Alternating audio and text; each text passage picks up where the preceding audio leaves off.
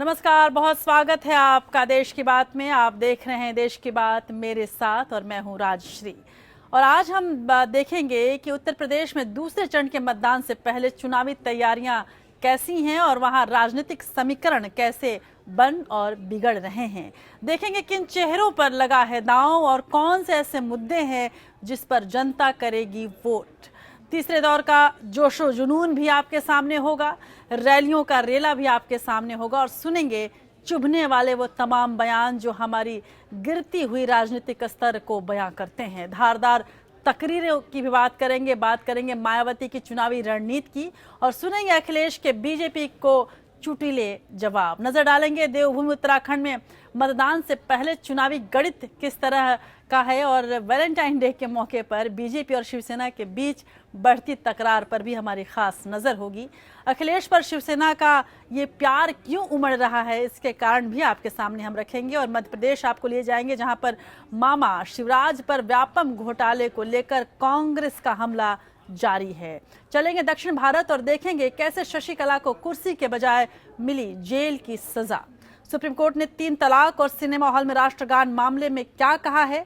Nursery में दाखिले को लेकर दिल्ली सरकार का फैसला कैसे पलट दिया है कोर्ट ने, ये सब कुछ आपके सामने रखेंगे। अमेरिका में ट्रंप की नीतियों से पाकिस्तान को भी अंदेशा है और किस तरह का यह अंदेशा है ये हम आपको बताएंगे। ट्रंप प्रशासन का पहला इस्तीफा कौन है ये भी आपके सामने रखेंगे और ट्रंप प्रशासन पर और भारत और पाकिस्तान के संबंधों पर और नेशनल कॉन्फ्रेंस और बीजेपी और कांग्रेस के संबंधों पर एक्सक्लूसिव बातचीत के दौरान उमर अब्दुल्ला ने अमेरिका में एपीएन से क्या कुछ कहा है ये आपको बताएंगे। और आज के इतिहास की भी बात करेंगे। और आज 14 फरवरी है और यदि हिंदी में कहें तो वसंत उत्सव का दिन और नहीं तो वैलेंटाइन डे। और आज ही के दिन बॉलीवुड की सबसे खूबसूरत अभिनेत्री ने जन्म लिया था।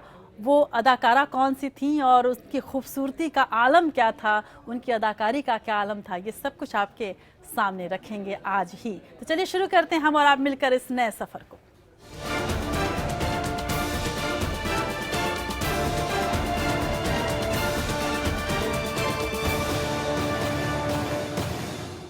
हाँ, आमतौर पर युवाओं में 14 फरवरी वैलेंटाइन डे के दिन के रूप में मनाया जा रहा है और इसे प्यार का दिन कहते हैं। लेकिन राजनीति में प्यार कहाँ, राजनीति में तकरार ज़्यादा होता है। जी हाँ, यूपी विधानसभा चुनाव के दूसरे चरण के तहत कल यानी 15 फरवरी को 11 जिलों की 67 सीटों पर वोट डाले जाएंगे। दूसरे चरण के लिए 721 उम्मीदवार मैदान में हैं, जिनमें से 69 यानी करीब 10% महिला प्रत्याशी हैं। दूसरे चरण में कुल 2.28 करोड़ लोगों को मताधिकार प्राप्त है, जिनमें से 1.24 करोड़ पुरुष और 1.04 करोड़ महिलाएं हैं। अगर पिछले विधानसभा चुनाव के नतीजों पर हम नजर डालें तो इस चरण में संभल, बदायूं और रामपुर ऐसे जिले हैं जहां लोग समाजवादी पार्टी पर भरोसा जताते आए हैं अब तक। लेकिन कांग्रेस के साथ गठबंधन के बाद अखिलेश यादव फिर इन सीटों पर अपनी जीत जिता पाएंगे या नहीं ये देखना होगा। उधर पिछले चुनाव की यदि हम बात करें तो इन 67 सीटों में से 34 सीटें सपा ने जीती थी। हालांकि बीजेपी अध्यक्ष अमित शाह का कहना है कि इस फेज में उनका मुकाबला सीधे तौर पर बीएसपी से है। अमित शाह का दावा है कि दूसरे चरण की लड़ाई में सपा कहीं भी नहीं है। दूसरे चरण में जिन 11 जिलों में मतदान होना है इनमें सहारनपुर, बिजनौर, मुरादाबाद, संभल, रामपुर और बरेली जिले शामिल हैं। इसके अलावा अमरोहा, पीलीभीत, शाहजहांपुर, खीरी और बदायूं में भी वोट डाले जाएंगे। दूसरे चरण में मतदाता 719 प्रत्याशियों में से अपना विधायक चुनेंगे। ये चरण समाजवादी पार्टी के गढ़ में हो रहा है। यहाँ पर 6 जिलों में करीब 40 सीटें ऐसी हैं जहाँ मुस्लिम मतदाता हार जीत में काफी अहम साबित होते हैं। इस चरण में रामपुर में चुनाव होना है, जहाँ देश में सबसे ज्यादा मुस्लिम मतदाता रहते हैं। ये चरण समाजवादी पार्टी के लिए महत्वपूर्ण है। 2012 के विधानसभा चुनाव में इन इलाकों में समाजवादी पार्टी ने शानदार प्रदर्शन किया था। इसी चरण में बदायूं में भी चुनाव है, जहां यादवों की बड़ी आबादी है। बदायूं की गुन्नौर सीट ऐसी है जहां पूरे प्रदेश के सबसे ज्यादा यादव मतदाता रहते हैं। पहले चरण के मुकाबले जिन सीटों पर दूसरे चरण में मतदान होना है वहां बिजनौर को छोड़कर दूसरे जिलों में जाट मतदाताओं की संख्या कम है। दूसरे चरण में रुहेलखंड के जिन इलाकों में चुनाव होना है उसे मुस्लिम राजनीति का बैरोमीटर भी कहा जाता है। मुसलमानों के 2 बड़े केंद्र बरेली और देवबंद दोनों दूसरे चरण में ही आते हैं। समाजवादी पार्टी और बहुजन समाज पार्टी दोनों की कोशिश होगी कि इस चरण में मुस्लिम मतदाता उनके लिए वोट करें। दूसरे चरण में मतदान वाली 67 सीटों में से पिछले विधानसभा चुनाव में सत्तारूढ़ समाजवादी पार्टी को 34 सीटें मिली थी, जबकि दूसरे नंबर पर रही बसपा को 18, बीजेपी को 10, कांग्रेस को 3 और अन्य को 2 सीटें हासिल हुई। इस बार सबसे ज्यादा 22 उम्मीदवार बिजनौर की बरहपुर और सबसे कम 4 अमरोहा की धनौरा सीट पर किस्मत आजमा रहे हैं। Bureau report, APN. तो उत्तर प्रदेश में दूसरे चरण में 67 सीटों के लिए बुधवार को वोटिंग होने वाली है। यदि आंकड़ों पर हम नजर डालें तो इन 67 सीटों पर 721 ऐसे उम्मीदवार चुनाव लड़ रहे हैं और इनमें 256 करोड़पति हैं और 107 दागी उम्मीदवार भी हैं। दूसरे चरण में मुस्लिम बाहुल्य सीटों को देखते हुए सुरक्षा में 2 लाख जवान तैनात किए जाएंगे। इनमें सेंट्रल सिक्योरिटी फोर्सेस की 800 कंपनियां भी शामिल है। लेकिन दूसरे चरण में समाजवादी पार्टी के कद्दावर नेता आजम खान की किस्मत दांव पर है, तो सपा सरकार के कई और मंत्रियों पर भी अपनी प्रतिष्ठा बचाने का पूरा दबाव दिखता है। इसके अलावा बीजेपी के सुरेश खन्ना सहित दूसरे दलों के भी कई नेता इस दौर में जनता की उम्मीदों पर खरा उतरने की कोशिश करेंगे। और किस तरह की ये कोशिश होगी, देखिए एक रिपोर्ट। दूसरे चरण के मतदान में कई बड़े चेहरों की प्रतिष्ठा दांव पर होगी। दूसरे चरण में सहारनपुर में विवादों में रहने वाले कांग्रेस के नेता इमरान मसूद चुनावी मैदान में हैं, तो रामपुर में सपा सरकार में मंत्री और कद्दावर मुस्लिम नेता आजम खान की प्रतिष्ठा दांव पर है। आजम खान के मुकाबले बीएसपी ने यहां से डॉक्टर तनवीर को टिकट दिया है। डॉक्टर तनवीर पिछली बार भी आजम खान के खिलाफ चुनाव लड़े थे और दूसरे नंबर पर रहे थे। आजम खान न सिर्फ समाजवादी पार्टी के मुस्लिम चेहरा हैं, बल्कि 7 बार रामपुर विधानसभा सीट जीत चुके हैं। रामपुर के सभी विधानसभा सीटों पर उनकी लोकप्रियता दांव पर होगी। रामपुर की स्वार सीट से पहली बार आजम खान के बेटे अब्दुल्ला आजम भी अपनी किस्मत आजमा रहे हैं। इसके अलावा बीजेपी नेता सुरेश खन्ना, खाद्य एवं औषधि प्रशासन मंत्री इकबाल महमूद, मत्स्य एवं सार्वजनिक उद्यम मंत्री हाजी रियाज अहमद, खाद्य एवं रसद मंत्री कमाल अख्तर, रेशम एवं वस्त्रोद्योग मंत्री महबूब अली, उद्यान एवं खाद्य प्रसंस्करण मंत्री मूलचंद्र चौहान, बसपा के टिकट पर चुनाव लड़ रहे रामपुर के नवाब घराने के काजिम अली खान की किस्मत का फैसला भी इसी चरण में होना है। Bureau report, APN. उत्तराखंड विधानसभा के 70 में से 69 सीटों के लिए भी मतदान होगा। चुनाव के लिए सभी तैयारियां पूरी कर ली गई हैं। कर्णप्रयाग विधानसभा सीट से बीएसपी उम्मीदवार कुलदीप सिंह कनवासी की एक हादसे में मौत के बाद यहां चुनाव टाल दिया गया है और अब इस सीट पर 9 मार्च को चुनाव होने वाले हैं। उत्तराखंड की 69 सीटों के लिए 628 प्रत्याशी मैदान में हैं, जिनमें 56 यानी करीब 9% महिला उम्मीदवार हैं। राज्य की 75,18,277 लोगों को मताधिकार प्राप्त है, जिनमें से 39,54,483 पुरुष और 35,63,609 महिलाएं हैं। इसके अलावा 185 थर्ड जेंडर मतदाता भी उत्तराखंड में हैं। पिछले विधानसभा चुनाव में सत्तारूढ़ कांग्रेस को 32 सीटें मिली थीं, जबकि मुख्य विपक्षी पार्टी बीजेपी को 31 सीटों से ही संतोष करना पड़ा था। बाकी की 7 सीटें अन्य की झोली में गई थीं और उन्हीं के हाथ में सत्ता की चाबी थी। बाद में कांग्रेस ने अन्य विधायकों के गुट पीडीएफ के साथ मिलकर सरकार बनाई। मुख्यमंत्री हरीश रावत ने इस बार किसी भी पहाड़ी सीट से चुनाव लड़ने के बजाय उधम सिंह नगर जिले की किच्छा और हरिद्वार जिले की हरिद्वार ग्रामीण सीट से पर्चा भरा। इस बार का चुनाव इसीलिए भी खास है क्योंकि कांग्रेस से बीजेपी में आने वाले 1 दर्जन से ज्यादा नेताओं को बीजेपी ने टिकट दिया है। बता दें कि उत्तराखंड के इतिहास में अब तक जनता ने बीजेपी और कांग्रेस को बारी बारी से समर्थन दिया और दोनों पार्टियां शासन करती रही हैं। लेकिन पिछली बार दोनों पार्टियों में सिर्फ 1 सीट का अंतर था, इसलिए इस बार देखना होगा कि उत्तराखंड की जनता क्या फैसला करती है। बुधवार को कर्णप्रयाग के कुल 91,849 मतदाताओं को मताधिकार का इस्तेमाल करने का मौका नहीं मिलेगा। कर्णप्रयाग के 40,267 पुरुष और 45,581 महिला मतदाता अब 9 मार्च को अपना विधायक चुनेंगे। यहां 9 प्रत्याशी मैदान में थे, लेकिन बसपा उम्मीदवार कुलदीप सिंह कनवासी की मौत के बाद चुनाव टाल दिया गया। Bureau report, APN. यूपी में जहां दूसरे चरण का फैसला अब जनता के हाथ में है, वहीं राजनीतिक दलों ने अब तीसरे चरण के लिए अपनी ताकत झोंक दी है। ये यूपी मध्य का इलाका है जिसमें 12 जिलों की 69 सीटों के लिए घमासान जारी है। फर्रुखाबाद, हरदोई, कन्नौज यादव परिवार के गढ़ इटावा, मैनपुरी सहित राजधानी लखनऊ, बाराबंकी, कानपुर नगर और कानपुर देहात में इस चरण में वोट डाले जाएंगे। उत्तर प्रदेश विधानसभा चुनाव के तीसरे चरण की यदि हम बात कर रहे हैं तो धन बल और विद्या बल से भी ये काफी समृद्ध हैं। इस चरण के मैदान में उतरे प्रत्याशियों में करीब 31% प्रत्याशी करोड़पति और 51% स्नातक हैं। सपा और कांग्रेस के पास धन बल अधिक है। महिलाओं की संख्या कुल 96 यानी कि 12% है। इस चरण के लिए हरदोई में सबसे अधिक और औरैया में सबसे कम प्रत्याशी हैं। यूपी में तीसरे चरण के लिए सियासी घमासान तेज हो चुका है। इन सीटों पर 19 फरवरी को मतदान होगा, लिहाजा तरकश के हर बाण आजमाए जा रहे हैं। एड़ी चोटी का जोर लगाया जा रहा है। तीसरे चरण में फर्रुखाबाद, हरदोई, कन्नौज, मैनपुरी, इटावा, औरैया, कानपुर देहात, कानपुर नगर, उन्नाव, लखनऊ और सीतापुर जिलों में मतदान होगा।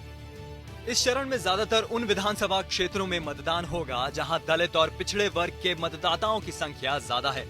हालांकि 2014 में हुए लोकसभा चुनाव में बीजेपी ने इन क्षेत्रों में काफी अच्छा प्रदर्शन किया है। दलित और पिछड़े वर्ग के दबदबे वाले जिलों में तीसरे चरण के चुनाव होने के कारण ये दौर बीएसपी अध्यक्ष मायावती और उनकी पार्टी के लिए काफी महत्वपूर्ण है, जबकि समाजवादी पार्टी के लिए भी ये बेहद अहम दौर होगा।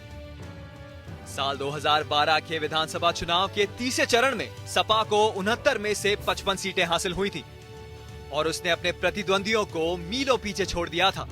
इस क्षेत्र से 2012 में बीएसपी को 6 सीटें मिली थी, जबकि बीजेपी महज 5 सीटों पर सिमट गई थी। तीसरे चरण के लिए यूपी में चुनाव प्रचार ने तेजी पकड़ ली है। सभी सियासी पार्टियों के स्टार प्रचारक घूम घूम कर लोगों से वोट की अपील कर रहे हैं। इस दौर के कई जिले विकास के मामले में बेहद पिछड़े हुए हैं। राजधानी लखनऊ को छोड़ दें तो बाकी सभी जिलों की हालत लगभग एक जैसी है। सपा सरकार जहां विकास को मुद्दा बनाकर चुनाव मैदान में है, तो वहीं विपक्ष कानून व्यवस्था, भाई भतीजावाद और भ्रष्टाचार के खिलाफ अपना झंडा बुलंद कर रहा है। Bureau report, APN. और दिलचस्प ये है कि तीसरे चरण में 7 ऐसे प्रत्याशी भी हैं जो संभवतः अपनी उम्र नहीं जानते, इसीलिए उन्होंने चुनाव आयोग को सौंपे शपथ पत्र में अपनी उम्र का जिक्र ही नहीं किया है। एक उम्मीदवार ने अपनी उम्र 25 साल से कम बताई है, जबकि 2 की आयु 80 के ऊपर है। 551 की उम्र की आयु 25 से 50 साल के बीच है, जबकि 254 प्रत्याशियों ने अपनी उम्र 51 से 80 साल के बीच बताई है। नौजवानों को टिकट देने के मामले में इस चरण में राष्ट्रीय लोक दल सबसे आगे है और तीसरे चरण के 8 प्रत्याशियों की उम्र 35 साल से कम है, जबकि इस आयु वर्ग के बसपा के प्रत्याशियों की संख्या 6 और सपा प्रत्याशियों की संख्या 7 है। भाजपा ने नौजवानों पर इस चरण में विश्वास ज्यादा नहीं किया है और उन्हें टिकट देने में काफी कंजूसी दिखाई है। उसके 2 प्रत्याशी तीसरे चरण में से करीब 39% यानी कि कक्षा 5 से 12वीं तक की पढ़ाई उन्होंने की है, जबकि 418 ऐसे हैं जो कि जिसको हम लोग 51% कह सकते हैं स्नातक हैं। 10 उम्मीदवार निरक्षर हैं, जबकि 43 उम्मीदवार ऐसे हैं जिन्होंने खुद को साक्षर बताया। यानी कि कुल मिलाकर यदि देखें तो इस चरण में सबसे ज्यादा करोड़पति और सबसे ज्यादा स्नातक उम्मीदवार तीसरे चरण में हिस्सा ले रहे हैं। और तीसरे चरण के दौरान यदि हम बात कर ही रहे हैं तो फर्रुखाबाद में भी वोट डाले जाएंगे, जहां मुख्यमंत्री अखिलेश यादव ने आज एक चुनावी रैली को संबोधित किया। अखिलेश ने पहले चरण की वोटिंग में सपा की बढ़त का दावा किया और बीजेपी पर तंज किया कि भगवा खेमे का ब्लड प्रेशर बढ़ गया है। अखिलेश ने कहा कि सपा कांग्रेस गठबंधन की सरकार ही यूपी में विकास कर सकती है। मुख्यमंत्री अखिलेश यादव ने यूपी के सियासी रण में कई रैलियों को संबोधित किया। तीसरे चरण के लिए होने वाले मतदान के लिए वो लोगों के बीच जाकर अपनी उपलब्धियों का बखान करते नजर आए, तो नोटबंदी के मुद्दे पर मोदी सरकार को घेरने का भी काम किया। कोई हिसाब किताब नहीं दिया अभी तक, अगर हिसाब किताब हो तो बता दो। और फिर जो पैसा छपाया 2000 रुपया, उसका रंग देख के तो लगता है ये चूर्ण वाला 2000 रुपया छपा दिया। अगर नोट ही छपाना था तो हम समाजवादियों से पूछ लेते, कम से कम अच्छा बता देते कि ऐसे छपाते। फर्रुखाबाद में एक चुनावी रैली को संबोधित करते हुए अखिलेश यादव ने प्रधानमंत्री नरेंद्र मोदी पर हमला बोला। उन्होंने कहा कि रेडियो पर हमने खूब सुनी मन की बात, लेकिन अभी तक जनता नहीं जान पाई उनके मन में क्या है। अखिलेश ने कहा कि पहले चरण के मतदान के बाद बीजेपी का ब्लड प्रेशर बढ़ गया है। प्रधानमंत्री जी का सुन लिया होगा आपने भाषण कि हम अस्पताल बना रहे हैं, वो बना नहीं है पूरा, हम उसमें ब्लड टेस्ट करवाना चाहते हैं और ब्लड प्रेशर। सुना मैंने कि प्रधानमंत्री जी ने कहा कि आपने जो मेदांता का हॉस्पिटल बनाया है उसमें हम अपना ब्लड टेस्ट और ब्लड प्रेशर नपाना चाहते हैं। अखिलेश यादव अपनी जनसभाओं में जहां नोटबंदी को लेकर मोदी सरकार को घेर रहे हैं, तो वहीं मायावती पर मूर्तियों और स्मारकों का राजनीति करने का आरोप भी लगाने में पीछे नहीं हटे हैं। अखिलेश की नजर अब तीसरे चरण के चुनाव पर टिक गई है। Bureau report, ATN। तो अखिलेश जहां बीजेपी पर हमलावर हैं, वहीं पर मायावती भी लगातार हमले बीजेपी पर कर रही हैं। बीएसपी अध्यक्ष मायावती आज कानपुर में थी। मायावती ने चुनाव के बाद बीजेपी से गठबंधन की संभावना को पूरी तरह से खारिज कर दिया। मायावती ने कहा कि बीजेपी उनके खिलाफ दुष्प्रचार कर रही है और पूर्ण बहुमत न मिलने की सूरत में वो विपक्ष में बैठना पसंद करेंगी, ना कि बीजेपी के साथ जाना। मायावती के विरोधी इसे उनकी कमजोरी आंक रहे हैं, लेकिन मायावती ने यह बयान बहुत सोच समझकर एक रणनीति के तहत दिया है। आइए देखते हैं कि आखिर इस बयान के पीछे उनकी रणनीति है क्या। पहले चरण के मतदान के बाद दूसरे दलों के नेताओं के मुकाबले मायावती का हौसला बहुत बुलंद नजर आ रहा है। जाट बहुल पश्चिमी यूपी में समझा जा रहा था कि यहाँ बीएसपी और बीजेपी के बीच मुकाबला है, लेकिन मायावती ने बीजेपी अध्यक्ष अमित शाह के उतरे हुए चेहरे का हवाला देते हुए इशारा कर दिया कि यहाँ बीजेपी लड़ाई में पिछड़ गई है। अब मुसलमान वोटों के बंटवारे की चिंता मायावती को सता रही है, इसलिए उन्होंने बीजेपी के साथ किसी भी सूरत में रक्षाबंधन ना मनाने का ऐलान कर दिया है। यदि हमारे लोगों की लापरवाही की वजह से, गुमराह होने की वजह से हमारे लोग थोड़ा चूक कर गए और हम किनारे पर आकर रह गए और हमको एब्सोल्यूट मेजॉरिटी नहीं मिली, तो भी बीएसपी विपक्ष में तो बैठना पसंद करेगी, लेकिन बीजेपी की मदद से सरकार बनाना कतई भी पसंद नहीं करेगी। मायावती ने कहा कि बीएसपी बीजेपी गठबंधन की अफवाह बीजेपी ने उड़ाई है। दरअसल बीजेपी ने भी मायावती पर ज्यादा हमले ना कर इस अफवाह को हवा तो दी ही है। तो वहीं राहुल गांधी ने भी अखिलेश की मौजूदगी में मायावती की तारीफ की थी। इस तारीफ से बीएसपी को नुकसान से बचाने के लिए मायावती ने सपा कांग्रेस गठबंधन से मिलकर सरकार बनाने की संभावना से भी साफ इनकार कर दिया। समाजवादी पार्टी के मुखिया ने 1995 में मेरे ऊपर जानलेवा हमला कराया हो, तो उस पार्टी से तो सवाल ही पैदा नहीं है, तो उससे हम कभी उसके साथ मिलकर भी जा सकते हैं।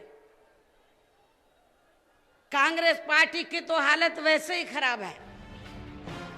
लिहाजा मायावती सपा कांग्रेस को निशाने पर लिए हुए हैं, तो बीजेपी और मोदी पर भी तीखे बाण छोड़ रही हैं। दरअसल मायावती अपनी जीत सुनिश्चित करने के लिए अपनी सांपनाथ और नागनाथ वाली रणनीति पर लौट आई हैं।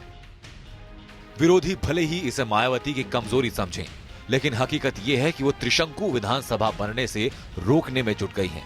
इसलिए मायावती दलित मुसलमान की सोशल इंजीनियरिंग के फॉर्मूले पर काम कर रही हैं। दलित और मुसलमान मिलकर यूपी की 20 करोड़ की जनसंख्या का 40% हिस्सा है, और असलियत ये भी है कि यूपी के मुसलमानों का एक बहुत बड़ा हिस्सा पसमंदा मुसलमानों का है। यूपी की 18% आबादी मुसलमानों की है, जिसमें 85% पसमंदा जाति के हैं। बीजेपी से दूरी रखने का संदेश देकर मायावती इस बड़े वोट बैंक को रोकना चाहती है। वो जानती हैं कि ऊंची जाति वाले मुसलमान सपा के साथ चले भी जाएं तो बहुत फर्क नहीं पड़ता। वैसे भी 97 मुस्लिम उम्मीदवार उतारकर सपा कांग्रेस के लिए मुश्किल तो खड़ी कर ही दी है। साथ ही सपा ने कांग्रेस को दी गई 105 सीटों में से ज्यादातर वो सीटें हैं जहां सपा कमजोर है और बीएसपी मजबूत। ऐसे में कांग्रेस भी ब्राह्मण दलित मुसलमान समीकरण के सहारे है। लिहाजा कांग्रेस का विरोध करना मायावती के लिए लाजमी है। साथ ही जहां विरोधी दल एन चुनाव के मौके तक अपने उम्मीदवार तय नहीं कर पाए, तो वही मायावती ने साल भर पहले ही पार्टी के प्रत्याशी मैदान में उतार दिए थे। मायावती ने पार्क और मूर्तियां बनाने के लिए जनता से एक बार नहीं कई बार माफी भी मांगी है। सचिन शर्मा, APN। और इस बीच मुंबई से एक बड़ी खबर आई, जहां पर मायावती ने स्पष्ट कर दिया कि बीजेपी से उनका कोई दूर दूर का रिश्ता होने वाला नहीं है। वहीं पर एक पुराना रिश्ता जिसके साथ बीजेपी का था, उसने ये स्पष्ट कर दिया कि उसका रिश्ता अब तार तार हो गया है। जी हाँ, बात कर रहे हैं शिवसेना की। शिवसेना प्रमुख उद्धव ठाकरे ने एक बार फिर से स्पष्ट किया है कि बीजेपी से अब रिश्ते जो है वो काफ़ी मुश्किल में हैं। और उन्होंने आज उद्धव ठाकरे ने ये कहा कि उत्तर प्रदेश की जनता को अखिलेश यादव को दोबारा मौका देना चाहिए। अखिलेश यादव युवा नेता हैं और अच्छा काम कर रहे हैं। यूपी की जनता को अखिलेश यादव को जिताना ही चाहिए। उद्धव ठाकरे ने बीजेपी पर एक बार फिर से आरोप लगाते हुए कहा कि बीजेपी तो अब गुंडों की पार्टी बन गई है, सबसे ज्यादा गुंडे बीजेपी में ही हैं।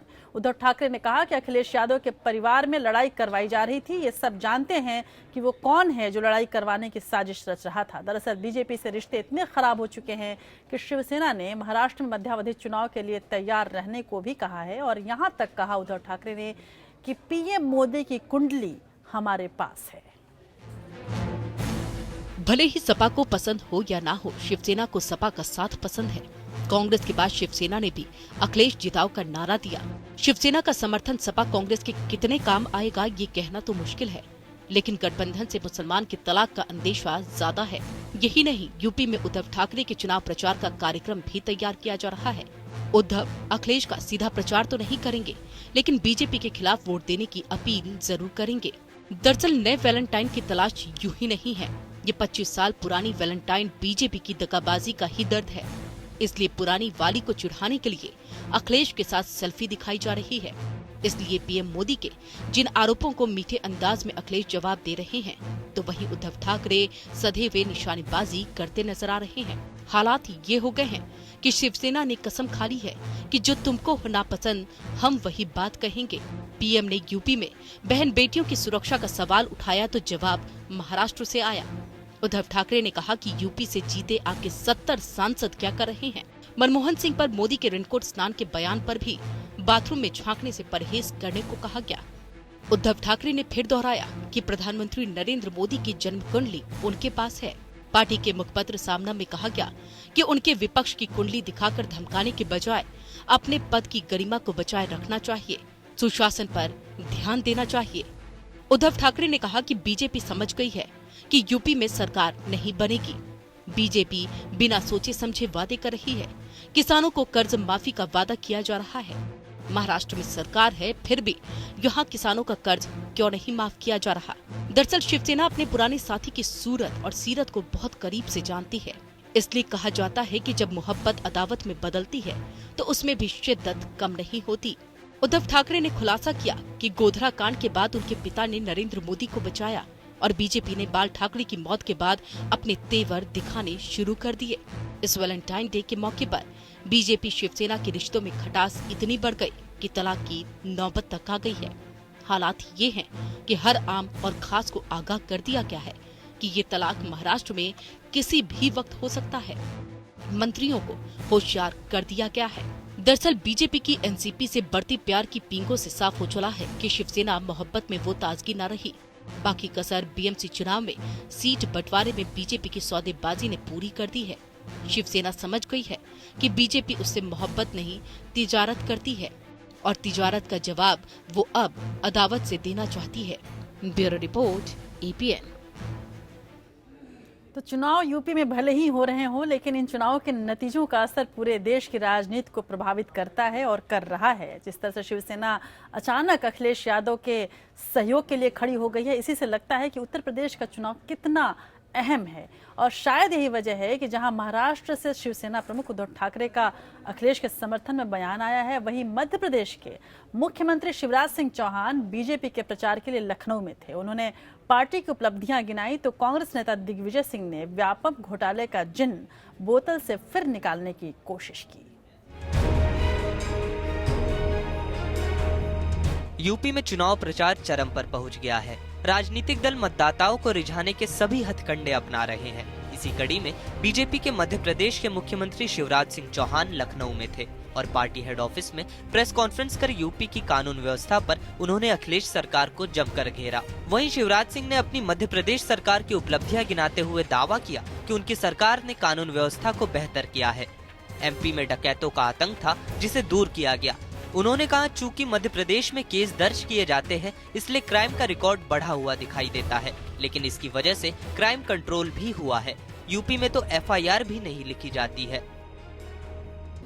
विकास अगर कहीं दिखाई देता तो सैफई के आसपास ही थोड़ा बहुत दिखाई देता है, लेकिन इटावा, औरैया और कानपुर शहर और कानपुर देहात की सभाओं के बाद मैं ये कह सकता हूं कि प्रदेश की जनता के बीच परिवर्तन की एक लहर चल रही है। गुंडा राज से लोग निजात पाना चाहते हैं। जहां एक और शिवराज ने यूपी में बीजेपी की लहर का दावा किया, तो वहीं कांग्रेस नेता दिग्विजय सिंह ने मध्य प्रदेश सरकार और उसके मुख्यमंत्री शिवराज पर ही सवाल उठा दिया। शायद व्यापम घोटाले का भूत शिवराज को कभी नहीं बख्शेगा और इसी का फायदा उठाते हुए दिग्विजय सिंह ने मामले को फिर से कुरेदा। उन्होंने कहा कि इसमें शामिल सियासी लोग अभी भी खुले घूम रहे हैं। और ये बात साबित हुई है कि मध्य प्रदेश शासन के अधिकारी, नेता सबने मिलकर इसमें पूरे जो पीएमटी वगैरह होते थे, सरकारी नौकरियों में इम्तिहान होते थे व्यापम के माध्यम से, उसमें लोगों से पहला पैसा लेकर और फर्जी भर्तियां कराई हैं। आरोप प्रत्यारोप की राजनीति कोई नई बात नहीं है, लेकिन इसमें रोटी सेकने के बजाय अगर राजनीतिक दल जनता के हित से संबंधित वाद विवाद करे और फैसले ले, तभी लोकतंत्र का असली महत्व होगा। अंबुज पांडे के साथ ब्यूरो रिपोर्ट, APN।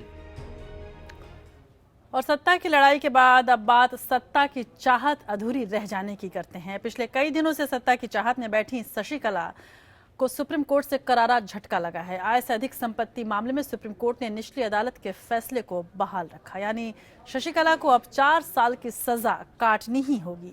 सबसे बड़ा सवाल ये है कि क्या तमिलनाडु में सत्ता के खेल में अब नया मोड़ आएगा। लेकिन इस बीच खबर यह है कि शशिकला ने पनीरसेल्वम से तो बदला ले ही लिया, उन्हें पार्टी से निकाल ही दिया और अब नए तरीके से सरकार बनाने की कोशिश भी वहां जारी है। सत्ता के बेहद करीब पहुंचकर शशिकला को ऐसा झटका लगा जिससे उबरना उनके लिए आसान नहीं है। सीएम बनना तो दूर, अब वो 10 साल तक चुनाव भी नहीं लड़ पाएंगी। सुप्रीम कोर्ट ने आय से ज्यादा संपत्ति के मामले में दोषी मानते हुए शशिकला को 4 साल की सजा सुनाई है। मामले की सुनवाई करने वाली 2 जजों की पीठ ने अपने फैसले में कर्नाटक हाई कोर्ट के फैसले को पलटते हुए बेंगलुरु के सेशंस कोर्ट के फैसले को बहाल रखा। आय से 66 करोड़ ज्यादा संपत्ति के इस 21 साल पुराने मामले में जयललिता, शशिकला और उनके 2 रिश्तेदार सुधाकरण और इलावारसी आरोपी बनाए गए थे। सितंबर 2014 में बेंगलुरु की निचली अदालत ने चारों को दोषी करार दिया था। 2015 में कर्नाटक हाईकोर्ट ने इन्हें बरी कर दिया था। हाईकोर्ट के फैसले को कर्नाटक सरकार, डीएमके और सुब्रमण्यम स्वामी ने सुप्रीम कोर्ट में चुनौती दी थी। सुप्रीम कोर्ट ने सुनवाई के बाद जून 2016 में फैसला सुरक्षित रख लिया था, जो अब सामने आ गया है। आज सुप्रीम कोर्ट ने ये बहुत इतिहासक पूर्व ये जजमेंट देके हमको बचाया है और सुप्रीम कोर्ट ने ट्रायल कोर्ट का जजमेंट को अफर्म किया है। और A2 to A4 जो अभी जिंदा हैं और A1 जो सेल्वी जयललिता जो अभी हमारे साथ नहीं है, वो मर गए हैं, उनका अपील SLP उनके खिलाफ जो SLP था वो अबेट हो गया, मगर A2 to A4 का जो कन्विक्शन है वो सुप्रीम कोर्ट ने एक्सेप्ट कर दिया और उनको जल्द से जल्द जेल में भरने का आदेश दे दिया। और जो भी माइकल गुन्हा ट्रायल कोर्ट जज था, उनका जो भी आदेश था उसका पूरा पालन सुप्रीम कोर्ट ने करने का आदेश दे दिया। शशिकला के विरोध पर उतरे कार्यवाहक मुख्यमंत्री पनीरसेल्वम ने सुप्रीम कोर्ट के फैसले को न्याय की जीत बताया। वहीं शशिकला ने अपने एक बयान में कहा है कि जब जब अम्मा यानी कि जयललिता पर संकट आया, उन्होंने उसे झेला और तकलीफ उठाई। इस बार भी वे तकलीफ सह लेंगी।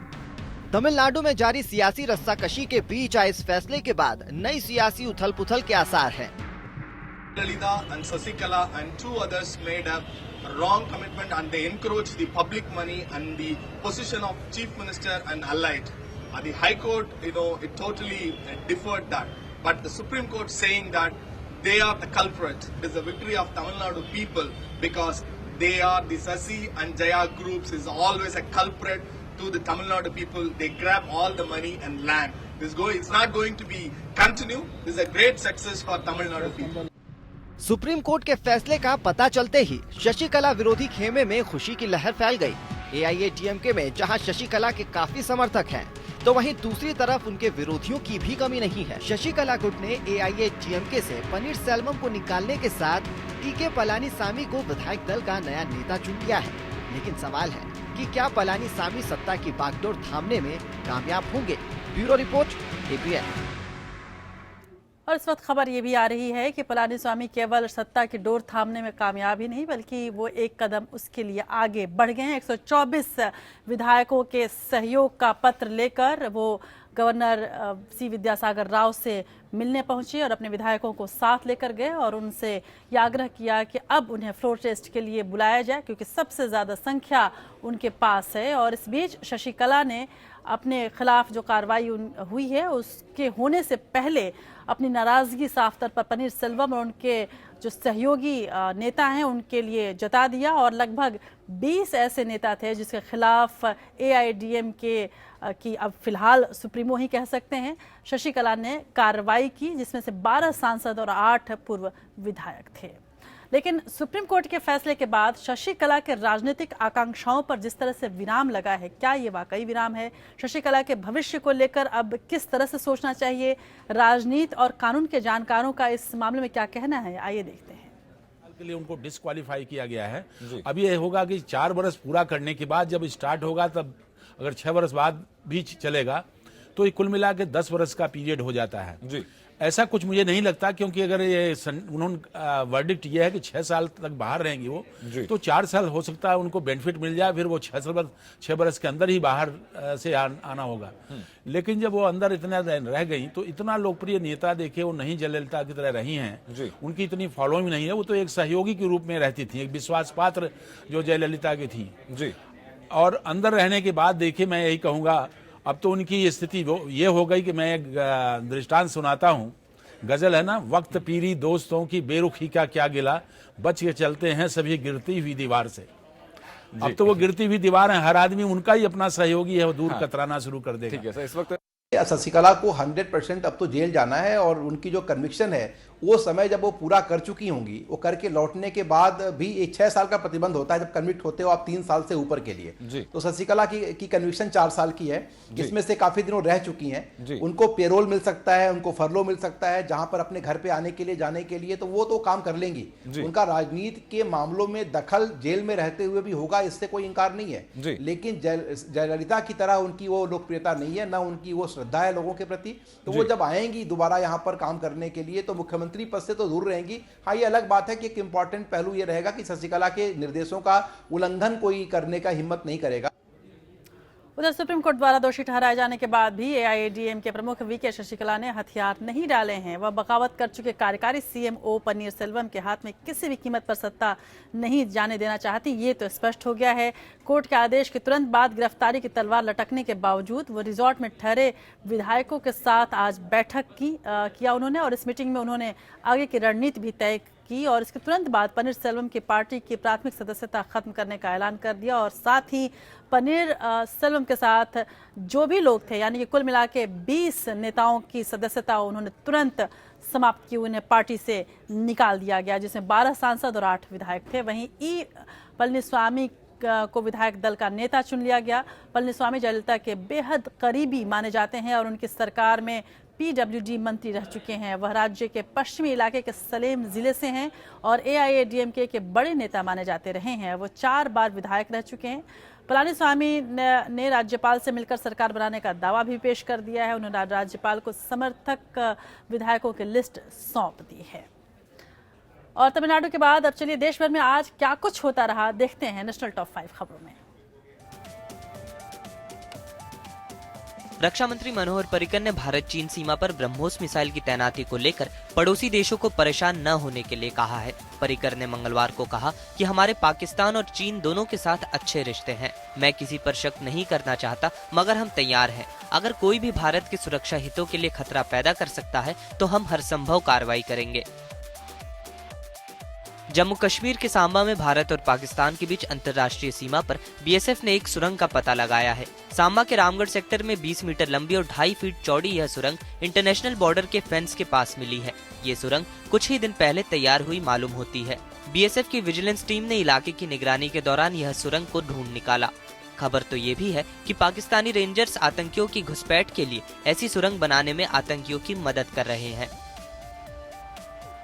नॉर्थ ईस्ट की उपेक्षा से नाराज एक 12 साल की लड़की ने प्रधानमंत्री नरेंद्र मोदी को खत लिखकर और वीडियो पोस्ट करके गुहार लगाई है। लड़की ने पीएम मोदी से अपील की है कि नॉर्थ ईस्ट के इतिहास को स्कूल में पढ़ाई जाने वाली किताबों में शामिल किया जाए और पूरे देश में इसे पढ़ाया जाए ताकि देशवासियों को 7 सिस्टर्स के बारे में पता चल सके। बिहार में मंगलवार को शुरू हुई इंटर की वार्षिक परीक्षा 2017 के कुछ ही देर बाद व्हाट्सएप पर प्रश्न पत्र और आंसर वायरल हो गए। पहली पाली में बायोलॉजी की परीक्षा थी। प्रिंटेड प्रश्न और चारों सेटों के आंसर व्हाट्सएप पर लोग एक दूसरे को भेजने लगे। हालांकि बिहार के शिक्षा मंत्री अशोक चौधरी ने इंटर परीक्षा लीक होने की खबर से साफ इनकार किया है। उन्होंने कहा कि प्रश्न पत्र और आंसर शीट लीक होने की बात अफवाह है और इसमें कोई सच्चाई नहीं है। आयकर विभाग ने कहा है कि नोटबंदी के बाद बैंकों में पुराने नोट जमा करने के लिए जिन 18 लाख करदाताओं से एसएमएस और ईमेल के जरिए सवाल किए गए थे, उनमें से 5.27 लाख लोगों ने जवाब दे दिया है। विभाग ने अभी तक जवाब न देने वालों को चेतावनी दी है कि वे 15 फरवरी तक जवाब दाखिल करें, अन्यथा उनके खिलाफ प्रवर्तन कार्रवाई की जाएगी। तब बात करते हैं न्यायपालिका से जुड़ी कुछ खबरों की। 3 तलाक का मुद्दा इस साल मई तक सुलझ जाने की उम्मीद है। 3 तलाक को असंवैधानिक करार देने वाली याचिकाओं पर सुप्रीम कोर्ट में सुनवाई के दौरान प्रधान न्यायाधीश जस्टिस JS खेर ने कहा कि ये मानव अधिकार का भी मुद्दा हो सकता है और दूसरे मामलों पर असर डाल सकता है। जस्टिस खेर के मुताबिक 11 मई से मामले की सुनवाई शुरू होगी। हालांकि उन्होंने साफ किया है कि 3 तलाक के मुद्दे पर बहस के जरिए यूनिफॉर्म सिविल कोड पर बहस नहीं की जा रही है। लंबे समय से धार्मिक और कानूनी पेंच में फंसा 3 तलाक का मामला अब सुलझने के कगार पर है। प्रधान न्यायाधीश JS Kher, justice NV Ramana और जस्टिस DY चंद्रचूड़ की बेंच ने कहा कि 6 फरवरी को कोर्ट में मुद्दे तय होंगे। बेंच ने इस मामले में सभी पक्षों से कहा कि वो साथ बैठें और मुद्दे को अंतिम रूप दें। 11 मई से मामले की सुनवाई शुरू होगी। बेंच ने साफ किया कि 3 तलाक के मुद्दे पर बहस के जरिए कॉमन सिविल कोड पर बहस नहीं की जा रही है। बेंच के मुताबिक ये एक ऐसा मामला है जिसमें मानवाधिकार का मुद्दा भी हो सकता है और ये दूसरे मामलों पर भी असर डाल सकता है। सुप्रीम कोर्ट ने इस मुद्दे से जुड़े लोगों को साफ किया है कि वे इस मामले में किसी विशेष केस के तथ्यात्मक पहलुओं पर विचार नहीं करेगा, वो सिर्फ कानूनी मुद्दे देखेगा। पीठ ने कहा, हमारी तथ्यों को देखने की रुचि नहीं है, हम सिर्फ इसके कानूनी पहलुओं को देखेंगे। हालांकि कोर्ट ने वकीलों को ऐसे लोगों का एक छोटा संक्षेप लेने की भी इजाजत दे दी है जो कथित तौर पर 3 तलाक के कारण पीड़ित हैं। इससे पहले केंद्र सरकार ने अपनी याचिका में मुसलमानों में लिंगानुपात और सांप्रदायिकता का हवाला देकर 3 तलाक, निकाह हलाल और बहु विवाह का विरोध किया है। इसके बाद all India Muslim personal law board ने एक हलफनामा दाखिल कर केंद्र की दलीलों का विरोध किया था। बोर्ड ने अपने हलफनामे में कहा था कि 3 तलाक को महिलाओं के मौलिक अधिकारों का हनन बताने वाले केंद्र सरकार का रुख बेकार की दलील है। पर्सनल लॉ को मूल अधिकार की कसौटी पर चुनौती नहीं दी जा सकती। Bureau report, APN। उधर नर्सरी में दाखिले के मुद्दे पर दिल्ली सरकार को बड़ा झटका लगा है। दिल्ली हाईकोर्ट ने राज्य सरकार की नेबरहुड पॉलिसी पर स्टे लगा दिया है। हाईकोर्ट के मुताबिक यह नियम पसंदीदा स्कूलों में दाखिला करवाने के अभिभावकों के अधिकारों को छीन रहा है। नर्सरी में दाखिला करवाने के लिए दौड़ रहे कुछ अभिभावकों के लिए दिल्ली हाईकोर्ट का फैसला राहत भरा साबित होगा, तो कुछ को यह फैसला अच्छा नहीं लगेगा। दिल्ली हाईकोर्ट ने आप सरकार के स्कूल से नजदीकी के आधार पर बनाए गए नर्सरी में दाखिले के नए नियमों पर रोक लगा दी है। कोर्ट ने कहा कि ये नियम मनमाने और भेदभावपूर्ण है। हाईकोर्ट ने कहा कि क्वालिटी एजुकेशन के नाम पर सरकार प्राइवेट स्कूलों के साथ मनमानी नहीं कर सकती है। हाईकोर्ट ने कहा कि दिल्ली सरकार का नियम माता पिता से अपनी पसंद के स्कूल में बच्चे का दाखिला कराने का अधिकार छीन रहा था। कि जो पेरेंट्स हैं उनका राइट है, फंडामेंटल राइट है कि वो अपने बच्चे को कितने भी डिस्टेंस में भेज सकते हैं और अगर उसको आप कर्व करना चाहते हैं, रोकना चाहते हैं, तो आपको एक कानून लाना चाहिए। अब दिल्ली सरकार को एक कानून लाकर जो है इस बात को कहना चाहिए कि आप नेबरहुड की पॉलिसी को लागू करो, लेकिन इन्होंने कानून ना लाके एक एडमिनिस्ट्रेटिव ऑर्डर इशू किया जिसको आज जो है हाईकोर्ट ने स्टे कर दिया। कोर्ट ने कहा कि नए नियमों पर 7 जनवरी को लगाई गई अंतरिम रोक तब तक जारी रहेगी जब तक कि गैर सहायता प्राप्त निजी स्कूलों से संबंधित दिल्ली सरकार के आदेश को चुनौती देने वाली याचिकाओं पर पूरी तरह फैसला नहीं हो जाता। राज्य सरकार की नेबरहुड पॉलिसी के तहत सबसे पहले किसी प्राइवेट स्कूल में उन बच्चों को एडमिशन दिया जाना था जो 1 किलोमीटर के दायरे में रहते हैं। अगर इसके बाद भी सीट खाली रह जाए तो स्कूल के 3 किलोमीटर के अंदर रहने वाले बच्चों को दाखिला दिया जा सकता था। फिर भी सीट बचे तो 6 किलोमीटर के अंदर तक रहने वाले बच्चों को मौका मिल सकता था। सरकार के इस नियम को अभिभावकों और 2 स्कूल समूहों ने याचिका दायर कर चुनौती दी थी। कोर्ट के इस फैसले से इस साल नर्सरी एडमिशन को लेकर तस्वीर काफी हद तक साफ हो गई है। इससे पहले अदालत ने राष्ट्रीय राजधानी में अल्पसंख्यक स्कूलों के मद्देनजर इस अधिसूचना के अनुपालन पर रोक लगा दी थी। अदालत ने कहा था कि नजदीकी का मापदंड जो आर्थिक रूप से कमजोर वर्ग के बच्चों और वंचित समूहों पर लागू होता है वह सामान्य श्रेणी पर लागू नहीं होता है। Bureau report, APN। उधर सिनेमाघरों में राष्ट्रगान चलाने के मामले में सुप्रीम कोर्ट ने अपने आदेश पर रोक लगाने और उसे वापस लेने से इनकार कर दिया है। कोर्ट ने अपने पुराने आदेश पर यह भी साफ किया है कि किसी सिनेमा, न्यूज रील या डॉक्यूमेंट्री में राष्ट्रगान का इस्तेमाल किया गया हो तो लोगों को खड़े होने की कोई जरूरत नहीं है। सुप्रीम कोर्ट ने यह भी साफ किया है कि सिनेमाघरों में राष्ट्रगान के वक्त लोगों को खड़ा होना पड़ेगा, लेकिन ये जरूरी नहीं है कि वो राष्ट्रगान गाएं। कोर्ट में सुनवाई के दौरान अटॉर्नी जनरल मुकुल रोहतगी ने कहा कि ये सवाल देश के नागरिकों को देशभक्ति की भावना दिखाने का है। जब इसे लेकर कोई कानून नहीं है तो सुप्रीम कोर्ट का आदेश अहम हो जाता है। राष्ट्रगान को सिनेमाघरों के अलावा सभी स्कूलों में जरूरी किया जाए, क्योंकि देशभक्ति की भावना की शुरुआत बच्चों से की जानी चाहिए। इस मामले की अगली सुनवाई अब 18 अप्रैल को होने वाली है। और आप देख रहे हैं देश की बात। अब देखते हैं लीगल टॉप 5 खबरें। इस महीने के आखिर तक जजों की नियुक्ति से जुड़े मेमोरेंडम ऑफ प्रोसीजर यानी MOP तय कर लिए जाएंगे। सुप्रीम कोर्ट और हाई कोर्ट में जजों की नियुक्ति की प्रक्रिया को बदलने का निर्देश देने से जुड़ी एक याचिका पर भारत के प्रधान न्यायाधीश JS खेहर ने टिप्पणी की। MOP के तहत राष्ट्रीय सुरक्षा से जुड़े अंश और जजों की नियुक्ति के लिए चुने गए उम्मीदवारों के नामों की जांच एक समिति के करवाए जाने जैसे मुद्दे पर न्यायपालिका और सरकार के बीच मतभेद था।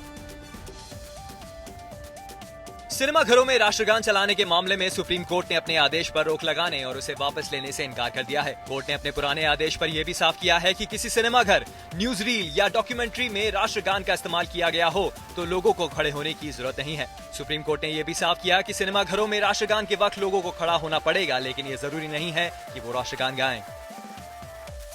निजी FM चैनलों पर समाचार और समाचार आधारित कार्यक्रमों पर केंद्र सरकार ने अपने हलफनामे में दिशा निर्देशों के बारे में जानकारी दी। केंद्र सरकार के मुताबिक जनवरी 2017 में इसमें कुछ संशोधन किया गया है। सुनवाई के दौरान कोर्ट ने टिप्पणी की कि जो समाचार सार्वजनिक हो चुके हैं उन्हें समुदाय रेडियो स्टेशन पर प्रसारित किया जाने पर विचार कीजिए। इस पर केंद्र के वकील ने निर्देशों के लिए 6 हफ्ते का वक्त मांगा है। इलाहाबाद हाई कोर्ट में फतेहगढ़ में तैनात लांस नायक के उत्पीड़न के खिलाफ याचिका पर सुनवाई हुई। मामले की सुनवाई करते हुए हाई कोर्ट ने केंद्र सरकार और रक्षा मंत्रालय से मांगा विस्तृत हलफनामा। वहीं रक्षा मंत्रालय ने कोर्ट से 2 हफ्ते का समय मांगा। मामले की अगली सुनवाई 28 फरवरी को होगी। मथुरा के जवाहर बाग में 2 जून 2016 को भड़की हिंसा के मामले में CBI जांच की मांग को लेकर दाखिल याचिका पर सुनवाई के दौरान इलाहाबाद हाई कोर्ट ने एडवोकेट जनरल के जवाबों पर नाराजगी जाहिर की।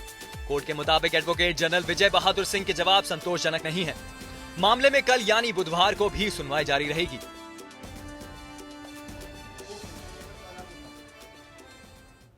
और आप देख रहे हैं देश की बात। और अगर आप APN से जुड़ना चाहते हैं, यदि कोई खबर आप हम तक पहुंचाना चाहते हैं या फिर अपनी प्रतिक्रिया हम पर हमारे कार्यक्रमों पर देना चाहते हैं तो आप हमारे सोशल मीडिया को फॉलो कर सकते हैं और तमाम लिंक्स को आप फॉलो कर सकते हैं। अगर आपके पास कोई खबर है तो हमें भेज भी सकते हैं। हमारा ट्विटर हैंडल है APN न्यूज इंडिया। आप यहाँ चाहें तो इसे फॉलो करके और DM कर सकते हैं, यानी कि डायरेक्ट मेल के द्वारा कोई भी वीडियो, खबर या प्रतिक्रिया भेज सकते हैं। और साथ ही हमारा व्हाट्सएप नंबर है 9643106027 और आप हमें चाहें तो कोई भी वीडियो व्हाट्सएप कर सकते हैं और आप भी हमारी तरह पत्रकार बन सकते हैं।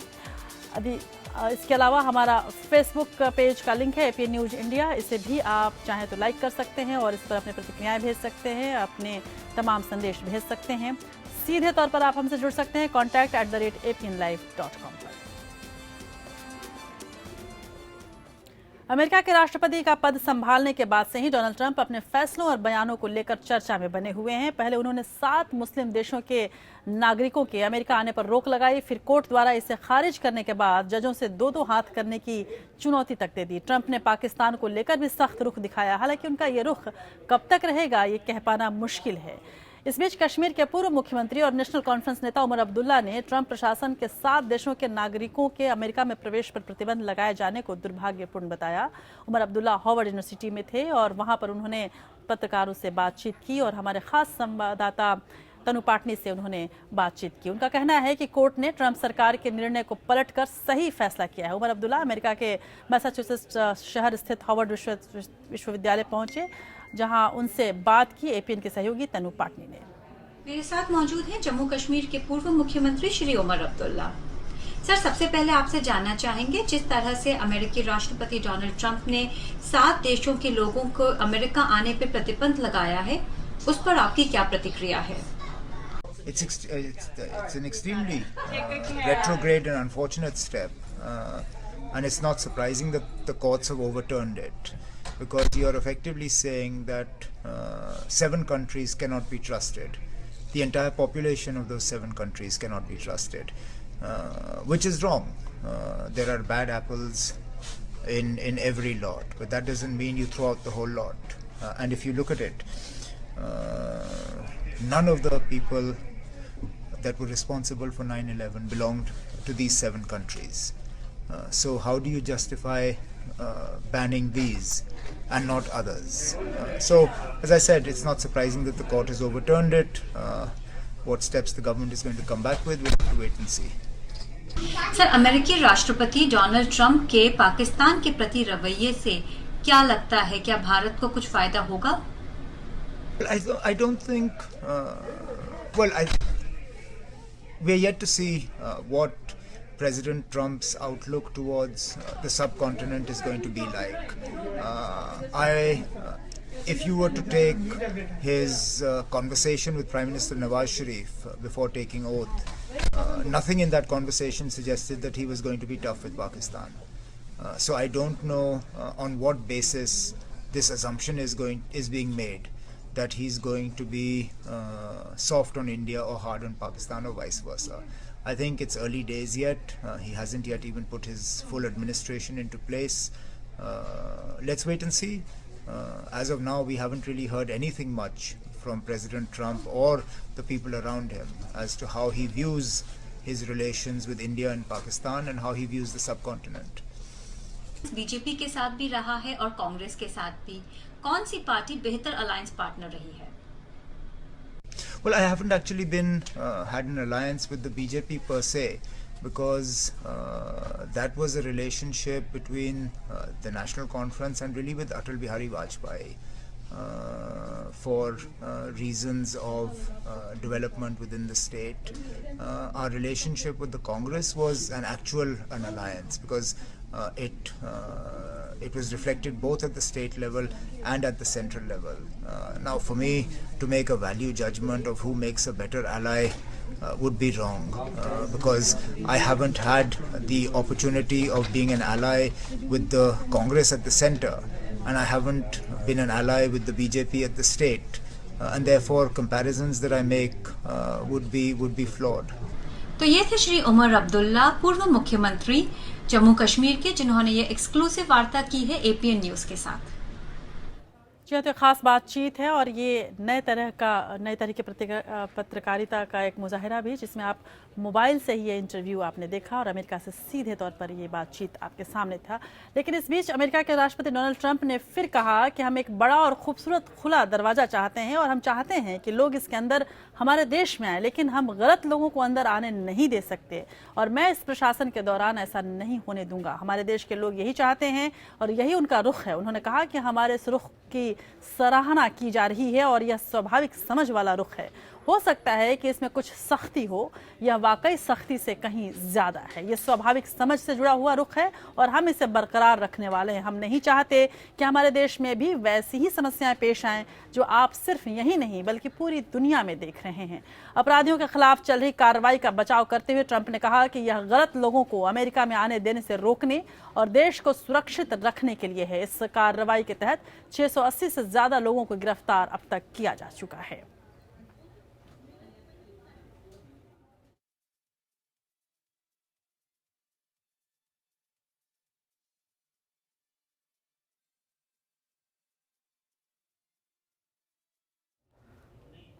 बात वैलेंटाइन डे की करते हैं। वैलेंटाइन डे के स्वागत के लिए जहां बाजार सज धज कर तैयार थे, तो वहीं मॉल्स में भी लोगों की भीड़ दिखाई दी। वैलेंटाइन डे को खास बनाने के लिए लोगों ने अपने अपने हिसाब से कई तैयारियां की थी, लेकिन यहां भी समाज के ठेकेदार रंग में भंग डालने पहुंच ही गए।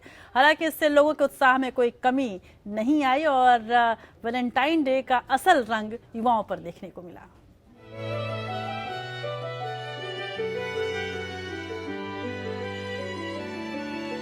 वैलेंटाइन डे को खास बनाने के लिए लोग हफ्ते भर पहले से प्लान बनाना शुरू कर देते हैं। इस दिन को लेकर युवाओं में गजब का उत्साह रहता है। यूं तो प्यार करने के लिए कोई खास दिन नहीं होता, लेकिन उसका इजहार करने के लिए ये एक बेहद ही खास दिन है। हालांकि लोगों का मानना है कि इस दिन को सिर्फ प्रेमी प्रेमिकाओं से जोड़कर देखना गलत होगा। ये अपने प्रियजनों के लिए प्यार का इजहार करने का भी दिन है। कि लाइफ में बहुत स्ट्रेस है और वो स्ट्रेस में से अपने को बाहर निकल के कुछ एक दिन ऐसा है कि जिसमें हम लोग एंजॉय करेंगे, एक दूसरे को कुछ गिफ्ट दे सकते हैं। Valentine day is not only the boyfriend और girlfriend day, this is friends, relatives, mummies, papas love day. देश की बात में आखिरी पड़ाव में हम पहुंच गए हैं और देश और दुनिया के इतिहास की बात करते हैं। और आज का जो 14 फरवरी है उसका इतिहास में क्या महत्व है ये हम आपको बताते हैं। 14 फरवरी 1556 में पंजाब के गुरदासपुर जिले के कलानौर में अकबर का राज्याभिषेक हुआ था। उस समय अकबर की उम्र मात्र 13 साल थी। 14 फरवरी 1912 में दुनिया में पहली बार युद्ध का रुख बदल देने वाली डीजल पनडुब्बी लंदन के पास ग्रोटन शहर में बनाई गई। और 14 फरवरी 1933 में 50 और 60 के दशक में फिल्म जगत पर राज करने वाली अभिनेत्री मधुबाला का जन्म हुआ था। और 14 फरवरी 1989 में भोपाल गैस कांड के जिम्मेदार यूनियन कार्बाइड सरकार को मुआवजा देने को राजी हुई थी। और 14 फरवरी 2005 में आज के ही दिन वीडियो शेयरिंग वेबसाइट यूट्यूब की शुरुआत हुई थी। तो बात जब मधुबाला की हो रही है तो जाहिर सी बात है कि उन्हें याद हम जरूर करेंगे। भारतीय हिंदी फिल्मों की महान और सबसे खूबसूरत अभिनेत्री, आज मधुबाला का जन्मदिन है। आदर्श भारतीय नारी का सौंदर्य, अभिव्यक्ति और कोमल व्यक्तित्व उनकी प्रमुख विशेषताएं थी। उनके अभिनय, प्रतिभा, व्यक्तित्व और खूबसूरती की वजह से उन्हें भारतीय सिनेमा की अब तक की सबसे महान अभिनेत्री और सबसे खूबसूरत अभिनेत्री कहा जाता है। उन्हें वीनस का रूप कहा जाता है और ये कहा जाता है कि बॉलीवुड ने केवल उनकी आधी सुंदरता का ही उपयोग किया था। तो मधुबाला के बारे में कहने से ज्यादा उन्हें देखने का आनंद है। उनके साथ जुड़ी तमाम खूबसूरत यादों के साथ हम आपको छोड़ जाते हैं। देश की बात में आज बस इतना ही। नमस्कार।